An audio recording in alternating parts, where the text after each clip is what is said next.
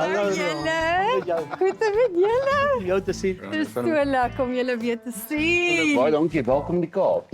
Hoe voel jy? Ja, ons is maar senuweeagtig, maar ons is opgewonde. Ja, die spanning kan nou maar relief word, sal ek sê. Ja. En hoe gaan dit jou beter wees as die proses kan begin? Ek dink so, ek dink ons almal wag nou net om aan die gang te kom. Ja. Wel, ek kom nou net van julle potensiële pasmaats af. Almal lyk so reg en opgewonde en hulle is hier om julle te kom ontmoet. En ons is ook reg. Is julle reg? Is jy reg, ek Rudy? dink na gisteraand se lekker ken mekaar in lekker ligte gesels en diep gesels. Het julle mooi die briewe bestudeer? Dit sal lekkerder wees as jy weet wie inkom, dat jy voor die tyd weer die brief vinnig kan skerp.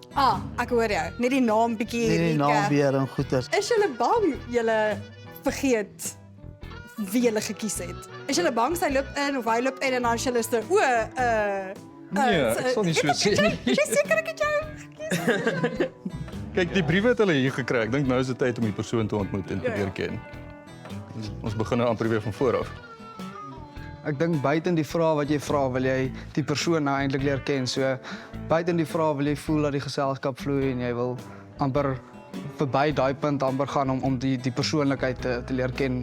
Buite net 'n vraag aan jy van 'n hond of 'n kat. So. Ek dink jy's daai vooropstelde vraag en jy dalk nie eens vra as jy die persoon ontmoet nie. Dan gaan jy sien, gaan heel in 'n ander rigting. Ja. Elke persoon moet sy eie identiteit hê. Het julle julle vooropgestelde vrae in julle agterkoppe? Ons het net daar gevra. Pieter is so, ja, ek het vir hom uitgewerk. Hy is in die gatsak. Ja, as Pieter so strek, dan weet ons so, okay, dis nog altyd vrae.